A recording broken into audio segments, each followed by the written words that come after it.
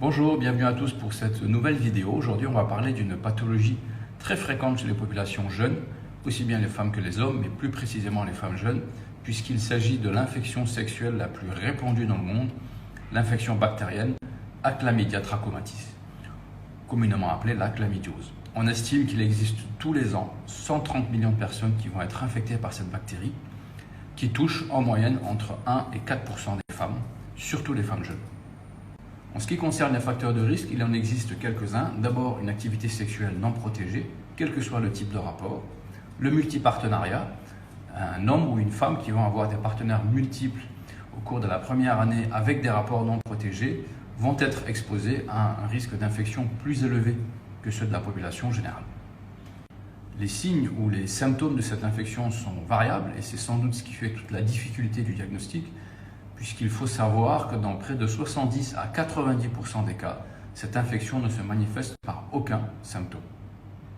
Lorsqu'ils sont présents, ces signes peuvent se manifester par des douleurs pelviennes, des pertes vaginales qui peuvent être parfaitement banales, voire purulentes, des petits saignements qui surviennent pendant les rapports ou en dehors des rapports.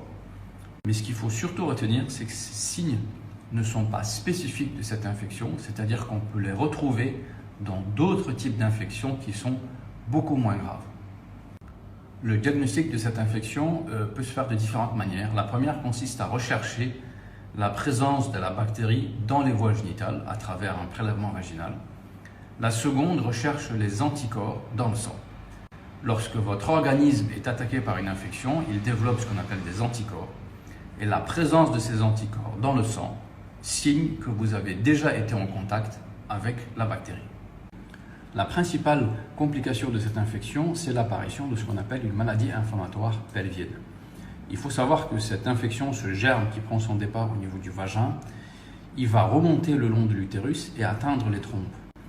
Toutes les maladies inflammatoires pelviennes ne sont pas liées à l'infection à chlamydia. Par contre, chez toutes les femmes qui ont une maladie inflammatoire pelvienne, on retrouve dans 35 à 40% des cas la présence de chlamydia.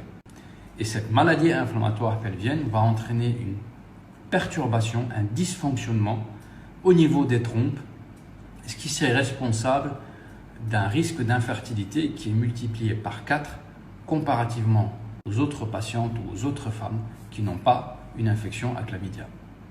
On pense également que la présence de cette infection à chlamydia peut être responsable d'autres types de complications, comme par exemple la survenue d'une grossesse extra-utérine, c'est-à-dire l'apparition d'une grossesse en dehors de l'utérus. D'ailleurs, 5% des grossesses extra-utérines sont dues à une infection à chlamydia. Par ailleurs, l'infection à chlamydia peut également être responsable d'autres complications pendant la grossesse, comme par exemple la survenue d'une rupture prématurée des membranes, c'est-à-dire une poche des os qui va se rompre avant le terme, l'apparition d'une infection materno-fétale, c'est-à-dire une infection qui va de la maman chez le fœtus, ou encore l'apparition d'un accouchement prématuré.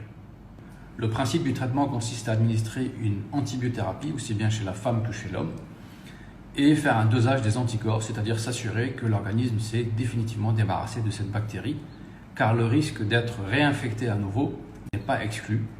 C'est d'ailleurs pour cette raison que l'on recommande habituellement une recherche ou un dépistage de l'infection à chlamydia toutes les fois où il existe au sein du couple un changement de partenaire.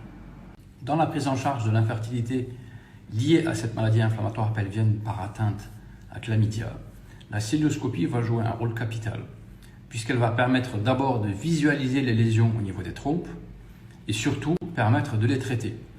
Ce qui est important de garder à l'esprit, c'est que cette infection, lorsqu'elle va toucher les trompes, elle entraîne des lésions. Ces lésions peuvent persister même lorsque l'organisme s'est débarrassé de cette bactérie.